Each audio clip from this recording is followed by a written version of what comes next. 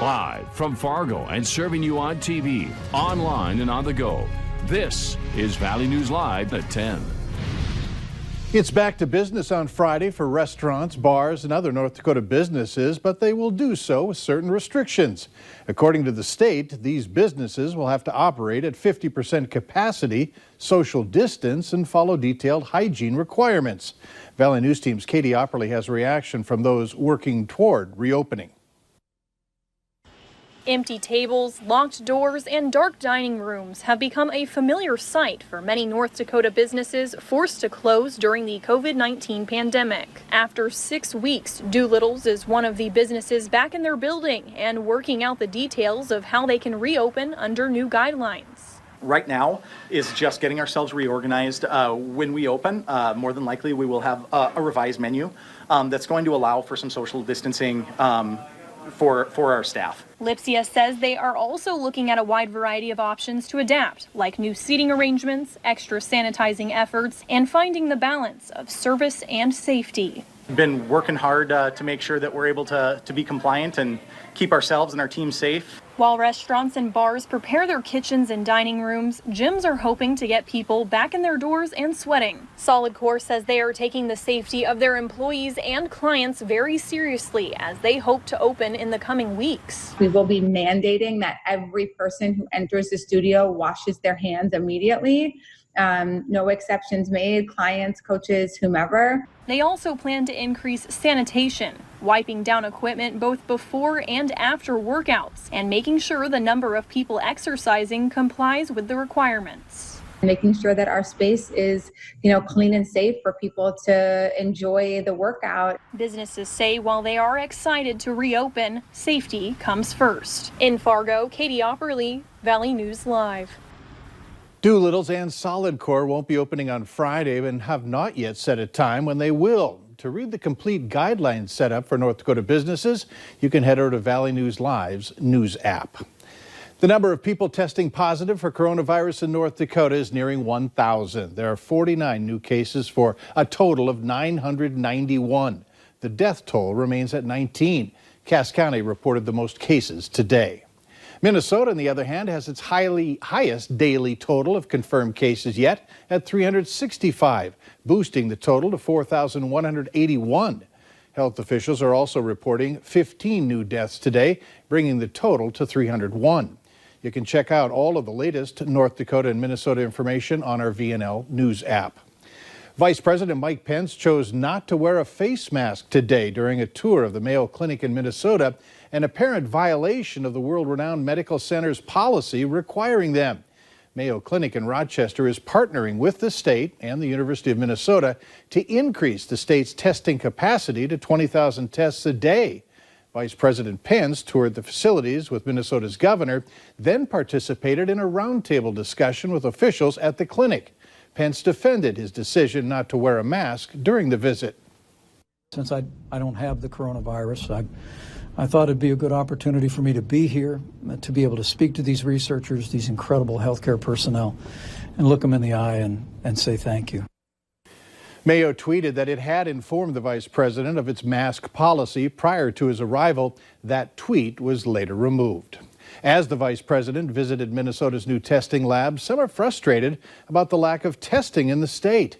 Eventide operates long-term care facilities in Fargo, West Fargo, and Moorhead. The facility says they're having trouble getting testing for the Moorhead location.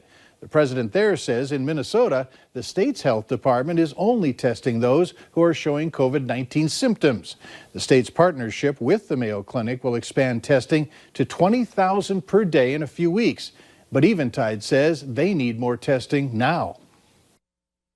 While I'm optimistic, I'm also a little bit frustrated or nervous, if you will, that we're still talking about something that's weeks out, and our battle is today.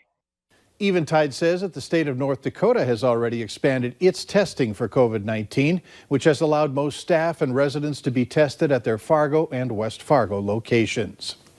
We're taking a live look right now from the corner of 12th Avenue and University Drive in Fargo. Take a look at that mess. The call came in just after 9. Crews are still on the scene trying to clean up after a car rolled. A reporter on the scene indicated that there are no injuries, but traffic is being rerouted on University. No injuries reported tonight in a fight involving as many as a dozen people at a South Fargo apartment complex. The initial call was for a possible stabbing at 1414 35th Street South. Witnesses told police that they did see weapons. Some people fled the scene, but officers say that they have names and they're investigating. Police say the group of people knew each other and that there's no risk to the public. Nothing was found today as search efforts continued for Jeremy Jourdain. He's a 17-year-old from Cass Lake, Minnesota, who went missing in the Bemidji area 3.5 years ago. Today's search focused in a swamp area about 5 blocks from where Jourdain is believed to have been seen last. A recent controlled burn allowed searchers another chance to get back into that area with less growth. Jourdain was last seen wearing this gray and blue hooded sweatshirt, blue jeans, and black and white Air Jordan shoes. Now, anyone with information should contact the number on your screen. It's 218-333-8367. You can do so and still remain anonymous. Well, the votes are in, and Joe Biden has won the Democratic presidential primary in the state of Ohio. The original date was pushed back 6 weeks due to the coronavirus pandemic. The state abruptly postponed its March 17th primary hours before voters were to head to the polls. Instead, Ohio converted the primary to almost exclusively vote by mail.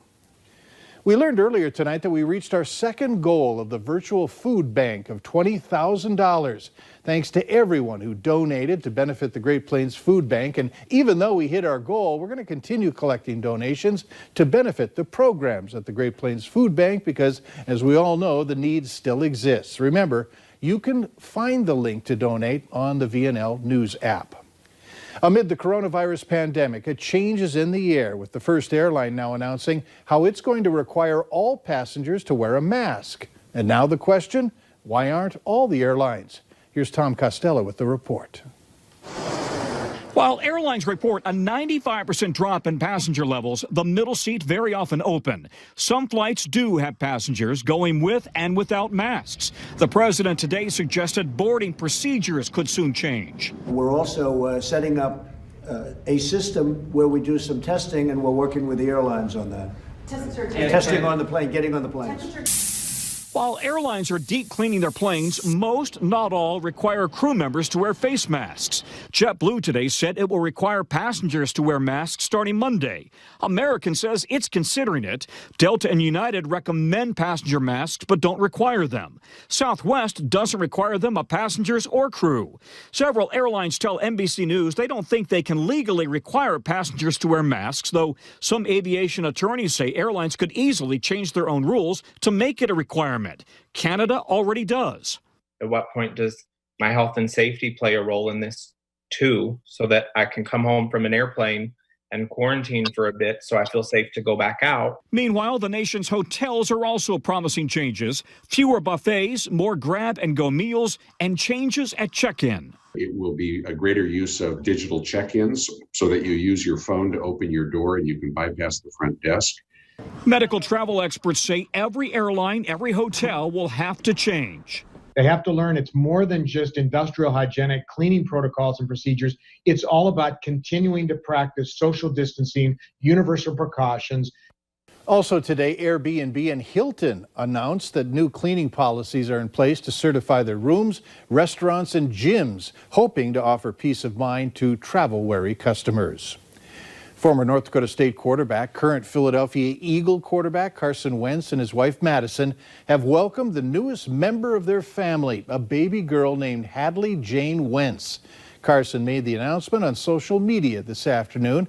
Hadley is 8 pounds 2 ounces, measures in at 20 inches. Parts of the Red River Valley were facing stormy conditions earlier this evening. This video sent to us by storm chaser Eric Whitehill shows some suspicious clouds 4 miles southeast of Mapleton, looking toward the FM area. For the latest on the stormy forecast, here's our First Alert Storm Team Chief Meteorologist Hutch Johnson. Hutch?